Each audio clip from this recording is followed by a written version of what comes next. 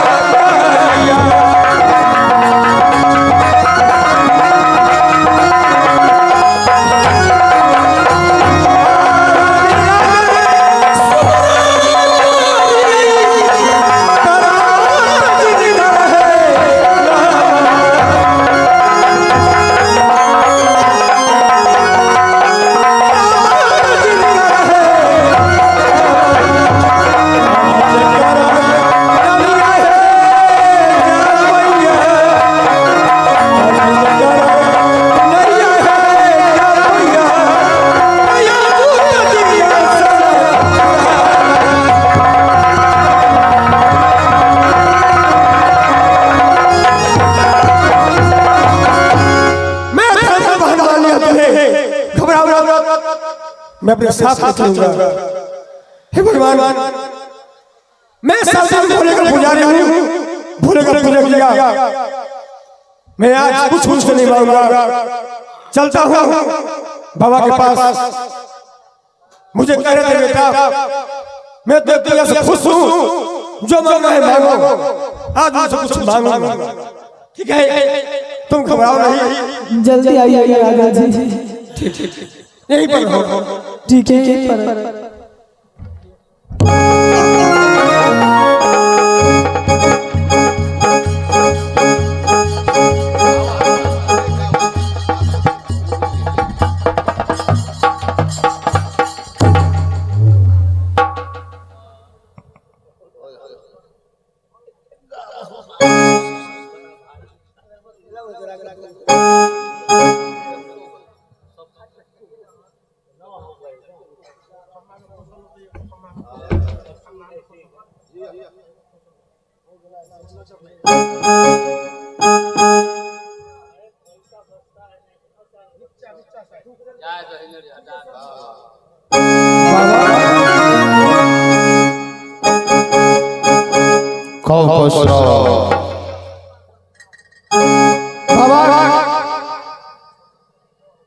मैं सब दिन अपना पूजा किया।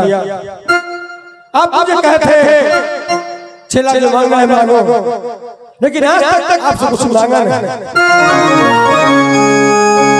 आपसे कुछ कहने के लिए आया। क्या कहने के लिए आया?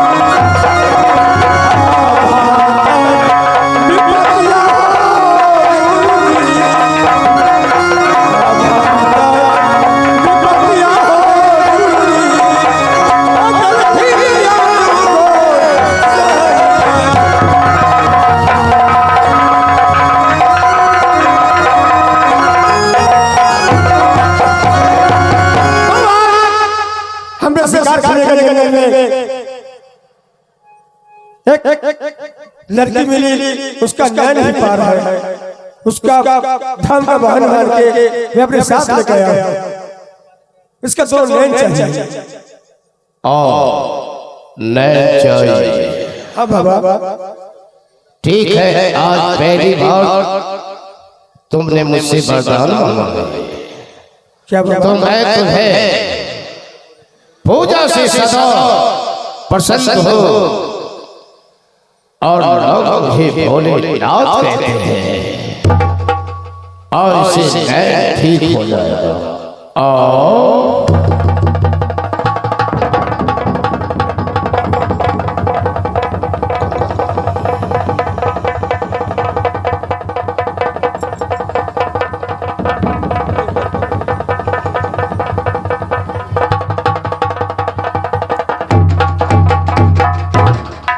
देखो इसे नैन ठीक हुआ पूछ कर देखो, सोचता है या नहीं।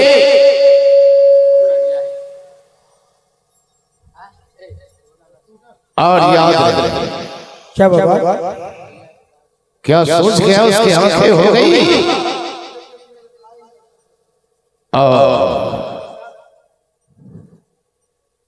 इधर आओ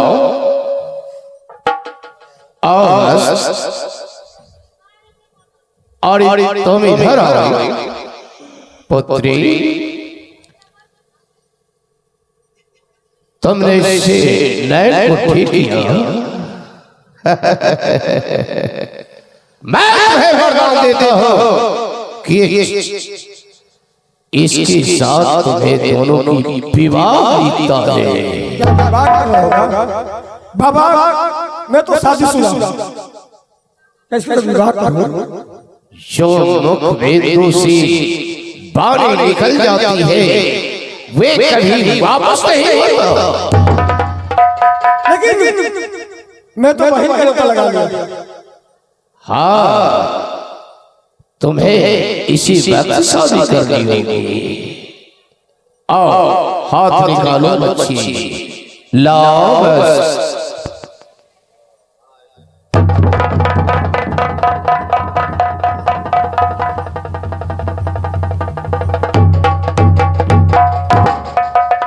बाबा एक मुसीबत आ रहा, इसका भाई टक्कर को जी निकाल के सतीली मार में फेंक दिया। इसका भी उपाय है। अगर हमारे सर में आए हो तो संसार में ऐसी कौन सा दुख है जिसकी इलाज न हो। सुशीला, तुम्हारी कनकुड़िया में अमृत की वासना है। क्या मेरी कांगली उंगली में अमृत की बात है? हाँ, जाओ और उससे अंगुली को छुड़ेगी तो अमृत निकलेगी। जाओ अपनी भाई की शरीर पर छिलक लेना, तुम्हें भाई राम राम कर जिंदा हो जाएगा। ठीक है बाबा, आप कहते हैं तो मैं कर देती हूँ। ठीक।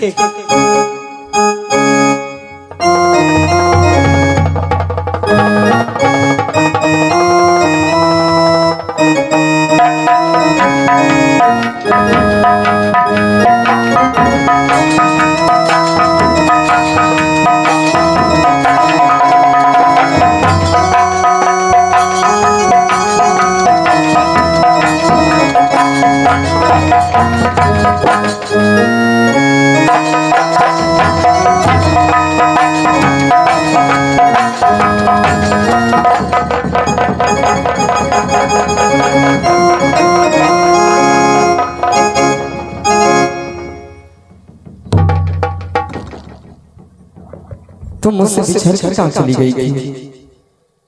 अरे बहुत बड़ी मुसीबत आ गए थे, लेकिन उस मुसीबत को पार लगाने वाले भगवान हैं। और एक कौन? ये तुम्हारे जीजा जी, इनसे मेरी शादी हो गई। शादी हो गई? बहुत खुशी की बात। लेकिन बहन आज तुमसे एक बात करना चाहता हूँ।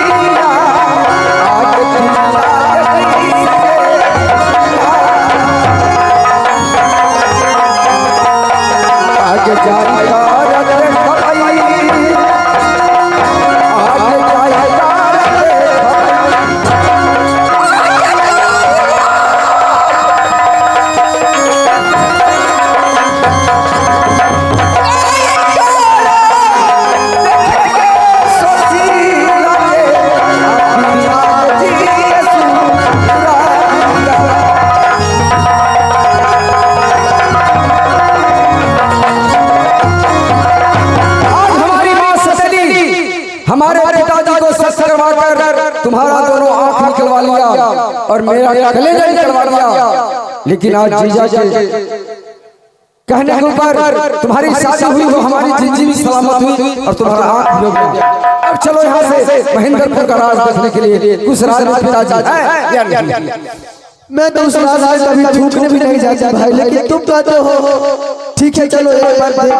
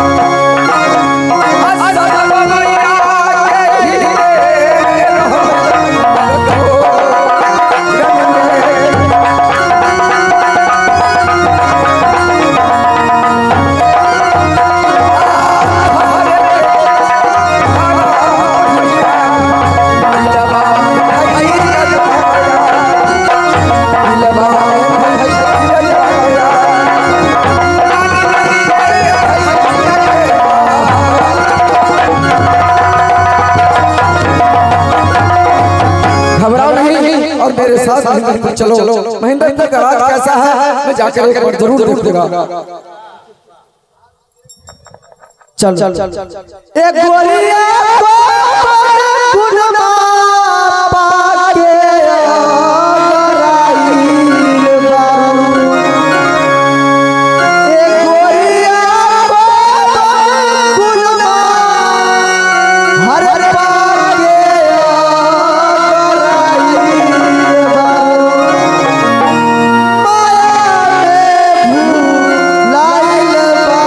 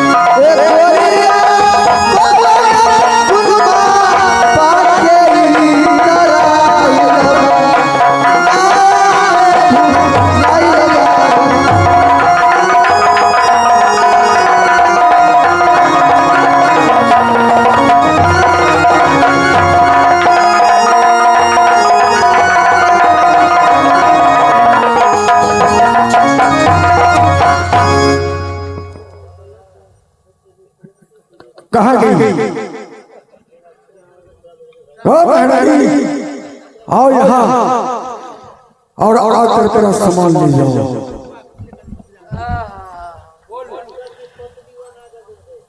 ये शंकर का कलेजा और सुशीला का दोनों आंख ले जाकर दे दो।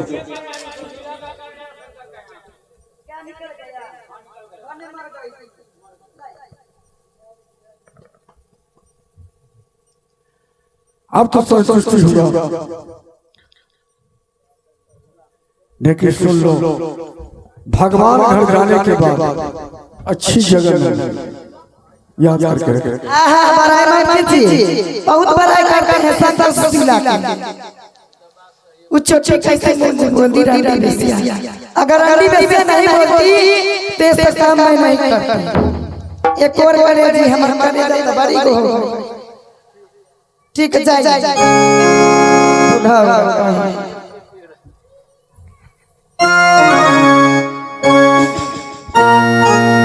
मंत्री जी, सिपाही जी,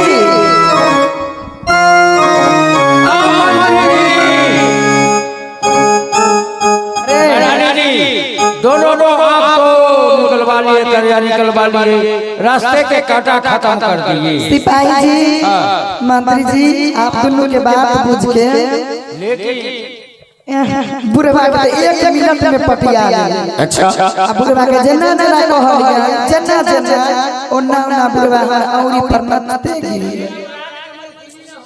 द्वार पर क्यों नहीं, मैं राज के महेंद्रपुर के मेहरानी बनूंगी। हाँ मंत्री जी राजा बनेंगे, लेकिन अभी बहुत कुछ बाकी है। रास्ता के आधा का समाप्त हो गया। अरे पूरा बुझिए ना, दोनों कांटा में साफ कर।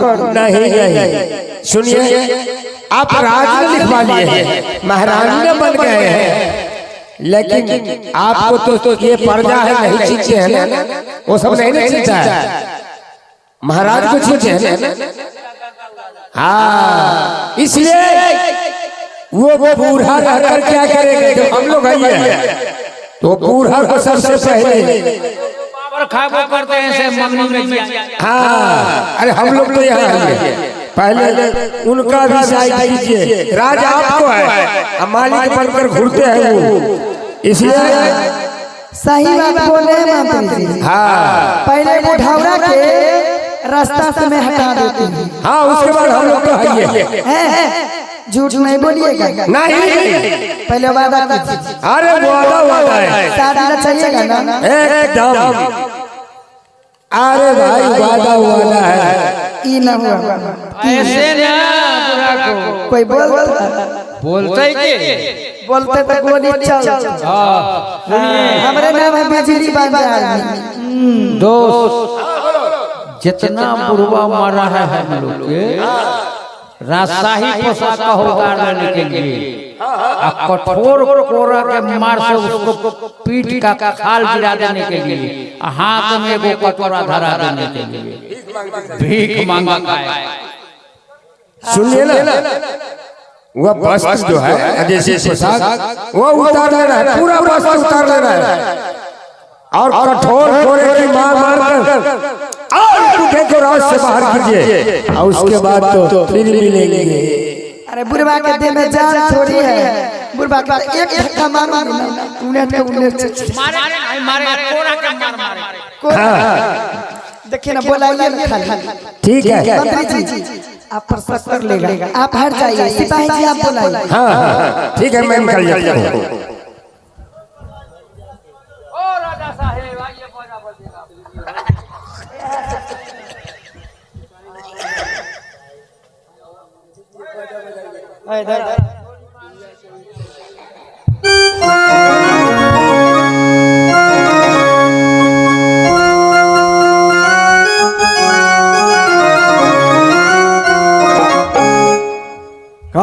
क्या बात पति के महाराज, किसको महारानी बोल रहे हैं?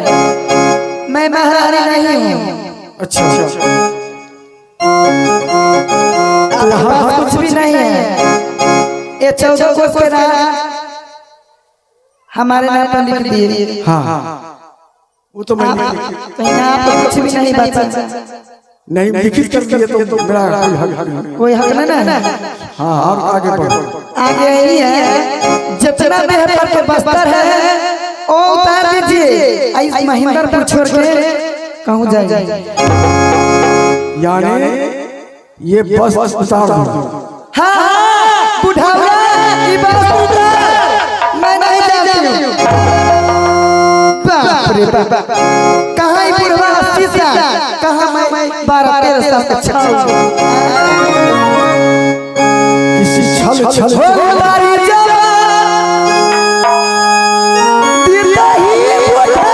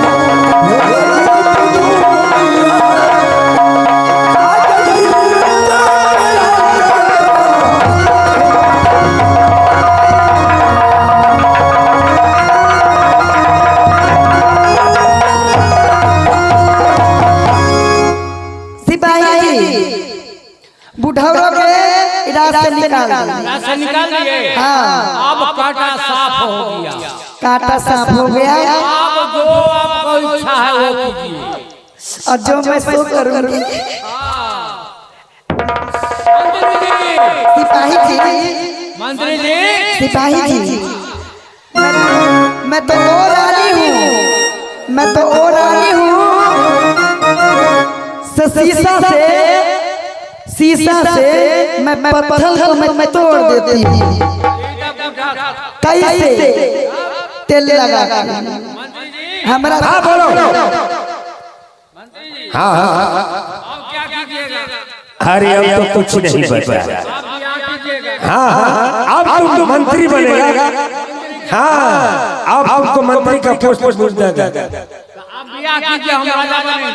ये शर्म ज्यादा ब्याह करेंगे हम राजा बन जाएगा तू ब्याह करेगा या पहले शक्ल तो देख लो जाकर पूछो जो ब्याह करोगे जाकर पूछो। अरे वो तो हमको है। अरे बोलिए ना। इस काम में हम लोग तीनों के हाथ है, इससे बोलिए ना। ये बताइए कि आप प्यार मंत्री जी से करती है कि हम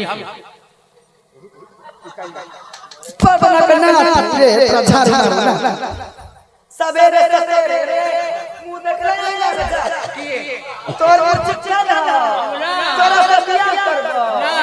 मंत्री जी से बियाह कर ना तोरा से नहीं तो तोरा दांत टूटल बुढ़ावरे को मार के तू छे रे जब बुढ़ावरा के ई रात से निकालने के देरी नहीं करिया तो तू कौन खेत में छे? चल चल तू निकल कल कोई दोस्त नहीं ना एक कट्ठा जमीन में मंगाई रही ओह नहीं निकल उर का पापा मां के मां में दम के ले हाथ में दम नहीं वो हमको क्या कह रहा था क्या हमसे तुमसे ज्यादा हमसे वो प्यार करती है। ये बताइए हरामजादा कहीं का मंत्री जी। हाँ बोलिए। आपसे सुंदर हाँ इस संसार में इस महेंद्र में कोई भी नहीं है। लाखों में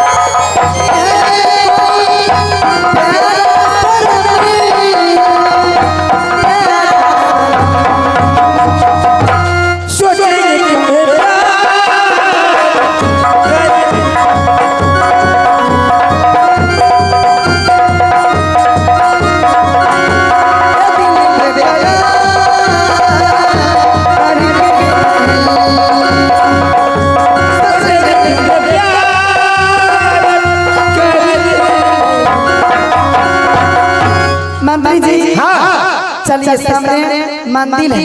अरे चलिए मंदिर में शादी रचा लेती हूँ। अरे आज बड़ी खुशी की बात है।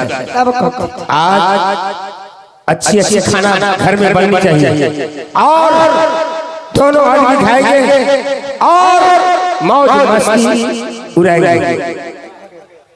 हाँ हाँ, लेकिन फिर भी थोड़ा सा लेकिन बच गया है। क्या बच गया है? अरे हमारे रहते हुए आप जो इस राज के मालकिन है शोभा नहीं देते। चलिए न पहले अरे कुछ हो जाए प्रेम का है। अरे गोरी पतर की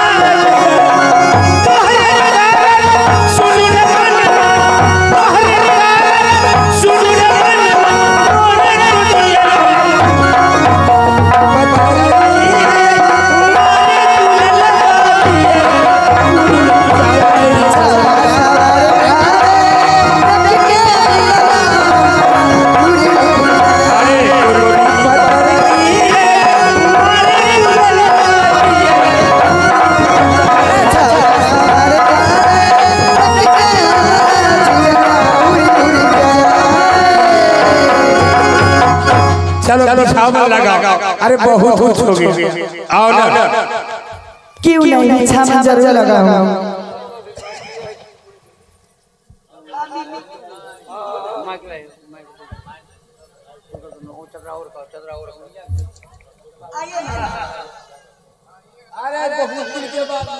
अरे सुनिए ना, अब वो ढाक के भगा दिए।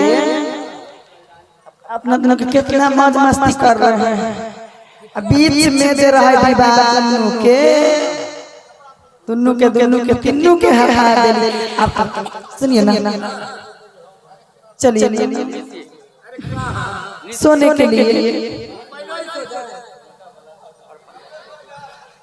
दांती लगाई, मुंह से पानी गिर रही है।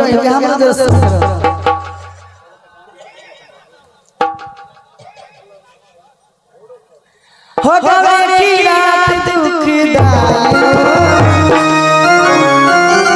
ए मंत्री जी, हो गए की रात दुखदाई हो।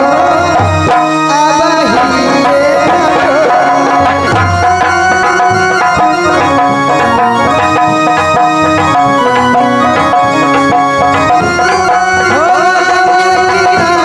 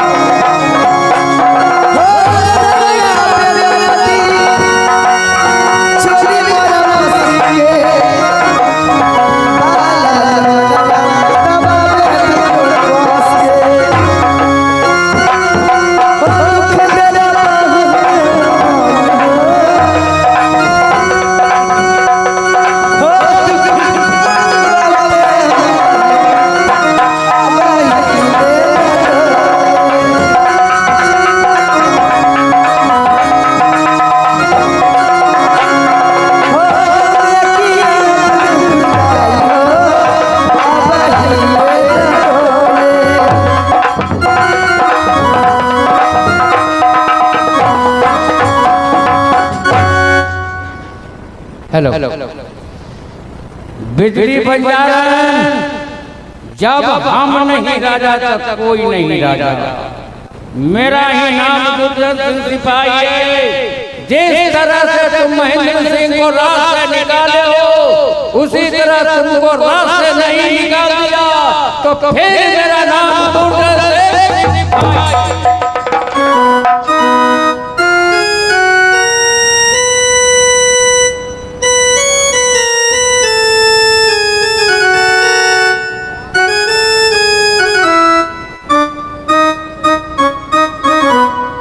अरे क्या बात है, सारा सोने भी नहीं दिया। दोस्त बोलो तुम सो रहे हो, हाँ हम चिंता में मर रहे हैं। क्या हुआ? हम दोनों बचपन का साथी हैं। हाँ ये बात तो है। इलाज के लिए हम लोग क्या क्या नहीं किए। हाँ ये राज के लिए तो ये विनाश करने वाले तो हम ही दोनों। शंकर सुशीला को जान मार दिया। हाँ महेंद्र सिंह को रात से निकलवा दिए। हाँ वो रानी उसको नाम से राज है ना। हाँ उसके नाम से अभी तो रानी हुई है। जो न हुआ भतार को वो होगा कभी यार को। ये बात तो सच रहा है। जो अपने बेटा बेटी को नहीं, अपना पति के नहीं, पति के ना तुमको होगा। तुमको भी गाड़ पर लाल मार मार के रात से निकाल देगा। सच बात कह रहा है। एक बात करो, रणजी ने किसी का जरूर, भरवा ने किसी का साला। बिल्कुल उधर का है हाथ बढ़ा है। सुनो, तुम्हारे प्यार में पागल है। हाँ मेरे प्यार में तो पागल हो गई। पागल हो गई। हाँ तुम अपने नाम पर राज करवाओ। अच्छा इसको तन से कपड़ा खींच के रात से बाहर करो, कोरा के मार मार के। ऐसा मूर्ख लड़की जंग हाँ क्या करोगे? तुम राजा हो तो बड़े बड़े घर रहने, बड़े बड़े राजा रहेंगे, तुम शादी करने के लिए लड़के। सही बात कह रहे हैं। तुम्हारा वाणी बहुत अच्छा लगा। ये कभी भी हमसे सुंदर कोई लड़का मिलेगा उसके साथ फंस जाएगी, हमें भी रात से बाहर कर देगा। तुमको भी रात मार कर रात से निकाल देगा। इसलिए रात तुम अपना नाम पर पहले करा। ठीक है तू अब निकल जाओ, मैं उसे जगाता हूँ।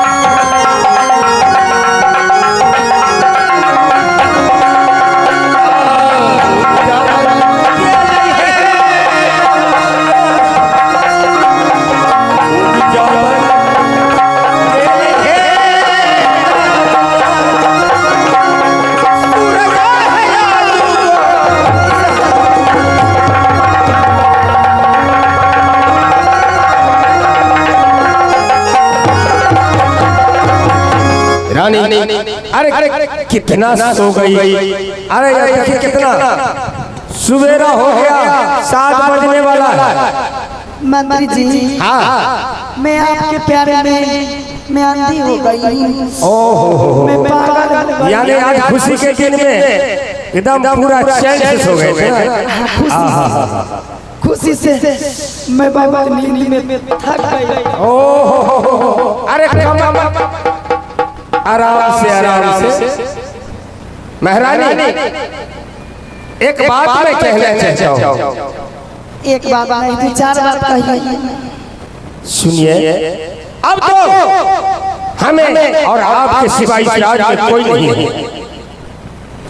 अब मैं आपकी बात मानूंगा, आप मेरी बात मानेंगे? क्यों नहीं? तो ठीक है। इस महिदरपुर के राजा है। हाँ, मैं रानी हूँ, तो आपको बात नहीं। अरे राजा, किससे बात मानूंगी राजा जी? अभी राजा तो नहीं हूँ, राजा आप बनाएंगे तब तो। अभी तक तो मैं मंत्री के मंत्री हूँ ना। अरे सब कुछ हो गया, बस थोड़ी सी लेकिन बाकी है।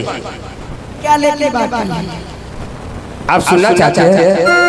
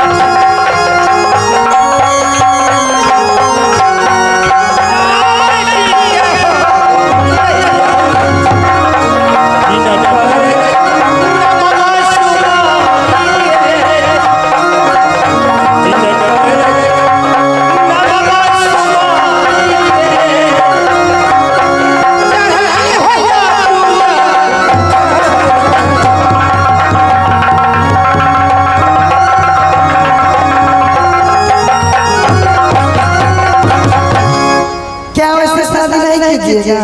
महारानी जी, अगर ये राज मेरे नाम ना करते हैं तो हम लोगों को रह कर क्या होगा? मंत्री भी भाग गया, राजा भी यहाँ से भाग गया, संघर्ष सुशीला भी समाप्त हो गया, तो मैं भी यहाँ से चले जाऊंगा, तो आप अकेले न रहेंगे।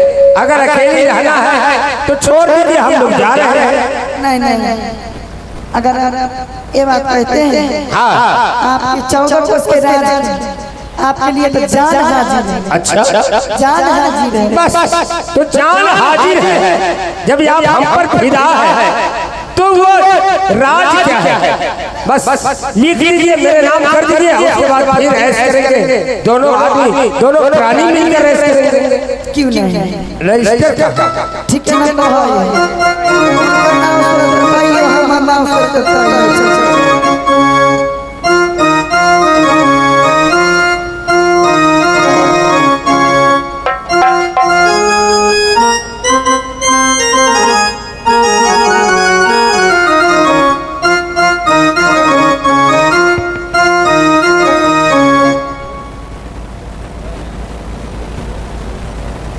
सिपाही जी,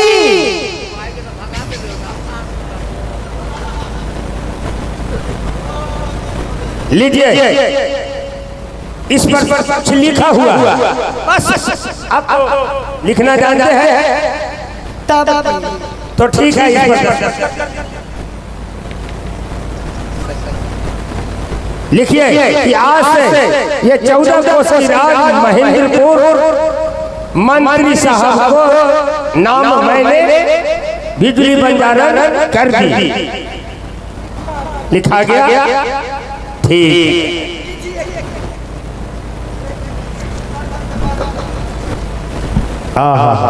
अरे आपको जैसे रानी होनी चाहिए।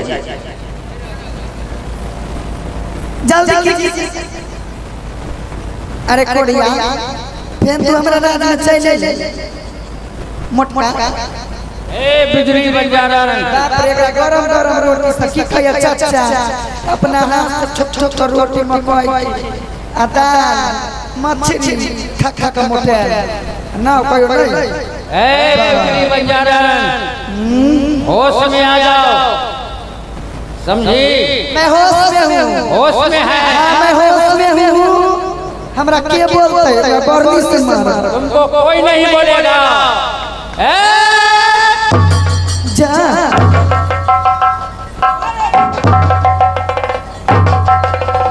मंत्री जी, मंत्री जी। अरे जादी, तुम्हें यहाँ कुछ नहीं है और यहाँ से तो निकल जाओ।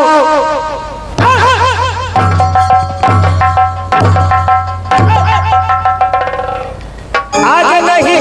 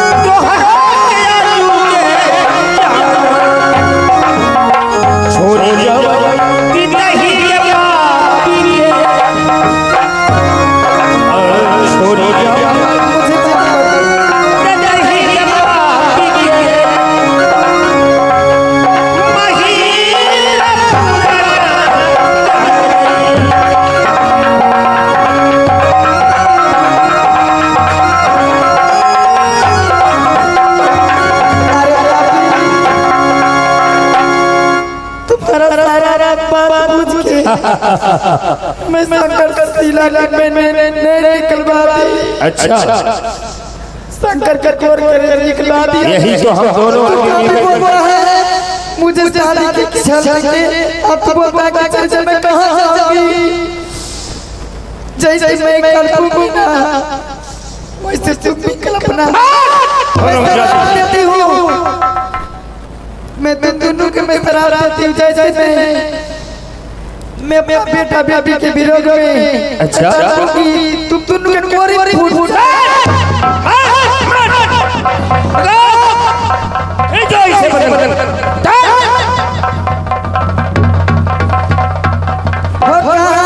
छुपे हो प्यारे कन्हैया।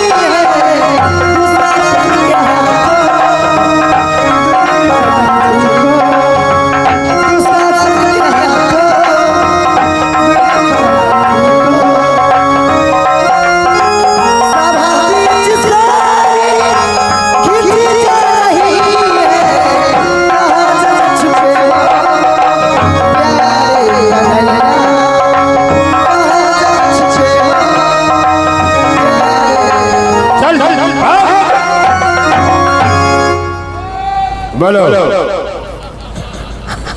अरे तू अच्छा तरकीब सोचा। अब तो इस राज का मालिक मैं बन गया हूँ और इसमें साझेदारी तुम्हें भी है। हाँ हाँ अब दोनों मिलकर और ये राज करेंगे। लेकिन तुमको भी अरे क्या हो गया? हमको भी नोच रहा है। शायद वो जो कह कर गई से हो गया। तुमको भी नोचता है हमको भी नोचता है। राम राम कटता है रे कटता। अरे बाबू बाबू फूट गया रे।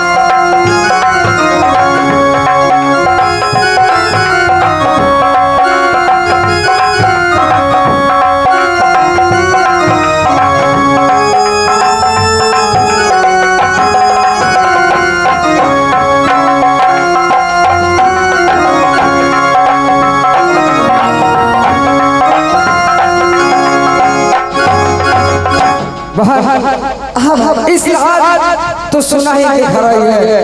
इस राज में कोई है नहीं। इस राज का मालिक हमारे पिताजी महेंद्र सिंह थे, वो भी नहीं है। ना मालिक है ना उसका कोई नौकर चाचा दरबारी भी कोई नहीं है।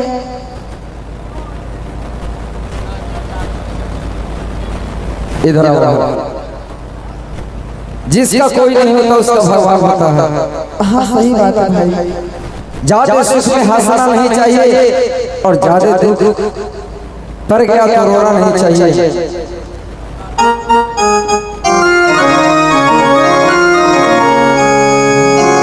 आज